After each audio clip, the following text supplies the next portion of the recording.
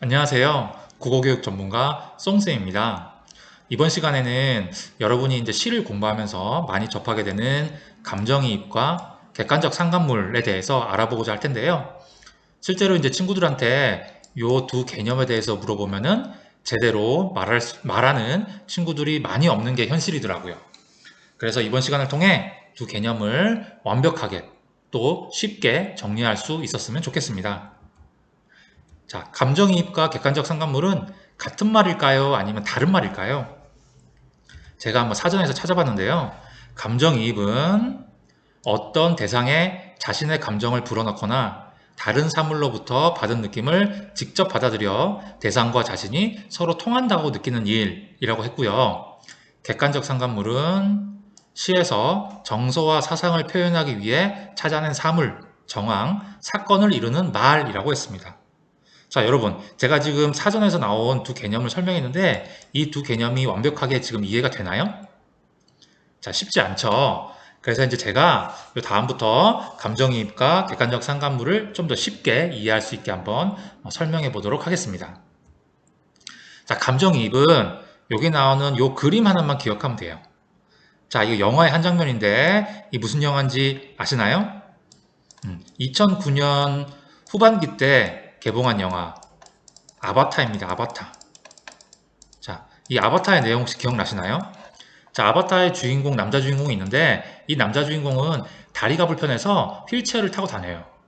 그런데 이 남자 주인공이 어떤 통 안에 들어가서 접속을 하게 됩니다. 접속을 하게 되면은 여기 나오는 요 사람처럼 요 나비족이라 하죠. 나비족으로 바뀌는데 주인공의 생각하는 대로, 주인공이 말하는 대로, 주인공이 행동하고 싶은 대로 요 아바타는 그대로 말과 행동, 생각을 하게 됩니다. 쉽게 말하면 이 아바타에서는 주인공 인간과 요 아바타인 나비족이 거의 동일하다고 생각하는 거죠. 네, 그래서 이제 여러분은 감정이입이라는 말이 나오면 아바타를 기억하면 됩니다. 자, 구체적으로 본다면 감정이입이라는 것은 화자와 서술하고자 하는 대상이 같다는 건데 이 같다는 것은 화자의 감정 혹은 말 혹은 행동 모두가 동일하다는 뜻입니다. 쉽게 말하면 시에서 설명하는 대상이 화자의 그대로 화자를 전부 보여주는 아바타라고 생각하면 돼요. 자, 예를 들어 볼게요. 이성 친구와 헤어져서 슬픈 상황 속에서 이렇게 얘기합니다. 문 밖을 바라보니 나뭇가지에 앉아 울고 있는 까마귀가 희미하게 보였다라고 했어요. 자, 대상은 까마귀인데 이 까마귀가 뭐를 하고 있냐면 앉아서 슬피 울고 있다고 했습니다. 자, 그러면 까마귀도 지금 슬픈 상황인데 자, 주인공인 나는 지금 이성 친구와 헤어져서 슬프죠. 그렇죠? 그런데 문 밖을 바라보니 까마귀도 슬피 울고 있어요. 근데 우리가 이제 상식적으로 생각했을 때 동물인 까마귀가 슬피 우는 것은 있을 수 없는 일이잖아요.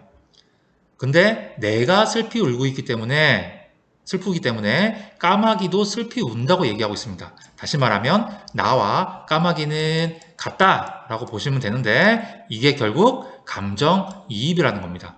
까마귀가 나의 아바타라고 생각하면 되겠죠. 자, 두 번째는 객관적 상관물입니다. 자, 여기 밑에 보면 이제 그림 하나가 나와 있는데, 자, 비둘기인데 잘 보세요. 비둘기 보면은 이 다리 부분에 이렇게 뭐가 이제 감싸져 있죠.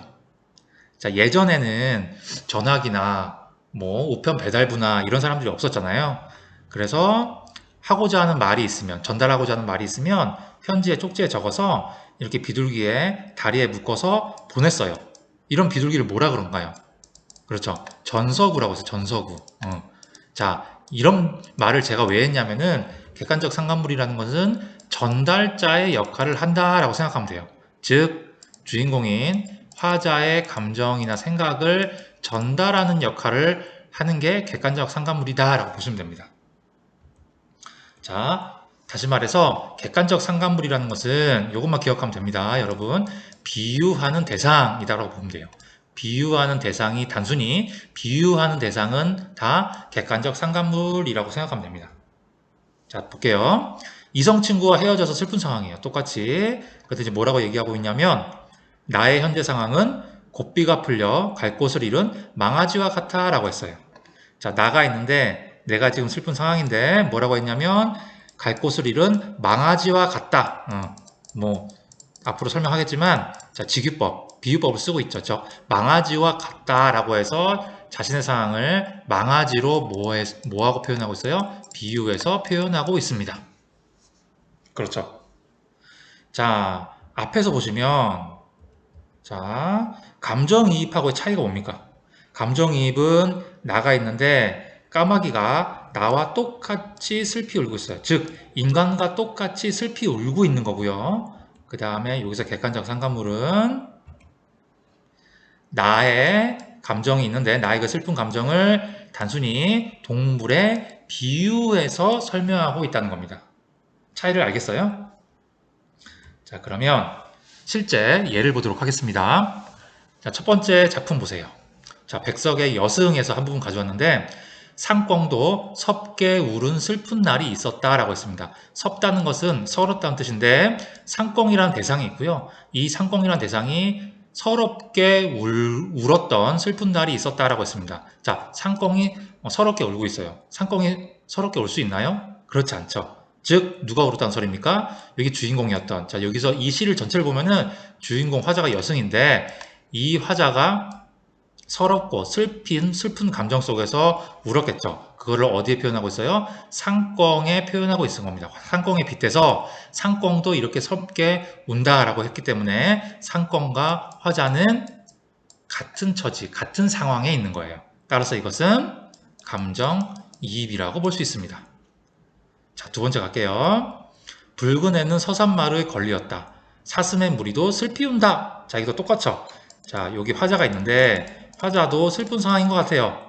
그거를 어떤 대상에 표현하고 있나요? 사슴에 표현하고 있죠? 사슴의 무리도 뭐하고 있다? 슬피 운다. 화자처럼 똑같이 동물이지만 화자처럼 인간과 같이 울고 있습니다. 따라서 이것도 화자와 동일하게 생각하고 행동하고 있기 때문에 감정이입이라고 볼 수 있어요.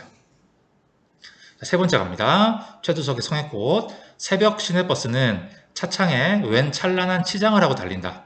자, 엄동혹한일수록 선연이 피는 성의꽃. 이게 무슨 상황인지 알겠어요?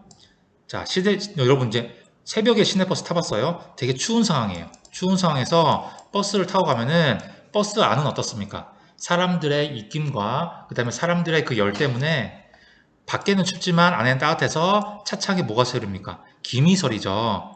이 상황을 이렇게 표현한 거예요. 즉 엄동혹한일수록 새벽 시내버스에 엄동혹한일수록 성의꽃 요런 김이 서린다고 했습니다. 그 말은 무슨 말이에요? 새벽부터 열심히 일을 하기 위해 출근을 하고 밖을 나서는 그 사람들의 그런 치열함, 그 다음에 그런 힘듦 이런 거를 성의꽃에 뭐해서 빗대어 비유해서 표현하고 있습니다. 그렇다고 해서 이 성의꽃이 화자를 그대로 대변하고 같은 감정을 지닌 대상이라고 볼 수 있나요? 그렇지 않죠? 네, 그렇기 때문에 이것은 여기서는 쓰인 게 바로 객관적 상관물이라고 볼 수 있습니다. 자, 마지막 네 번째 볼게요.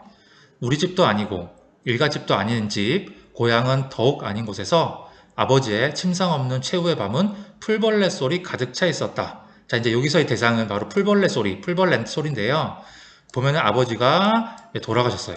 그쵸? 그러면 대단히 슬픈 상황이고요. 그쵸? 슬픈 상황이고, 고향은 아닌 곳에서, 타지에서 아버지가 돌아가셨으니까는 더 슬프고, 더 적막하고 뭐 이런 상황일 수 있어요. 그렇죠. 친척도 없기 때문에. 자, 그럼 이걸 뭐라고 표현했냐면 풀벌레 소리가 가득 차 있었다라고 했습니다. 즉 당시의 슬픈 상황, 친척도 없고 주위에 돌봐줄 사람도 없는 상황에 적막한 상황 속에서 오로지 밖에는 풀벌레 소리만 가득 차 있다고 했어요. 그렇죠? 그러니까는 그런 슬프고 적막한 상황을 풀벌레 소리로 빗대어서 비유해서 그 상황을 묘사했다라고 볼 수 있는데 그렇다면 여기서의 풀벌레 소리는 화자의 슬픈 그 마음을 그대로 대변하고 있는 대상이라고 볼 수가 있나요? 그렇지 않죠. 그렇죠? 그래서 요 네 번째 시도 객관적 상관물이라고 볼 수 있습니다. 자, 여러분 이제 감정이입과 객관적 상관물이 구분이 되나요? 자, 그러면 둘의 관계는 무엇일까요? 자, 이것도 대단히 중요합니다. 실제 시험에서도 나왔고요. 자, 이렇게 볼 수 있어요. 이거 벤 다이어그램인데, 그렇죠? 객관적 상관물이 크고요. 그 안에 감정이입이 있습니다. 자, 그러면 객관적 상관물과 감정이입의 공통점은 뭔가요? 이거죠. 화자가 있고요.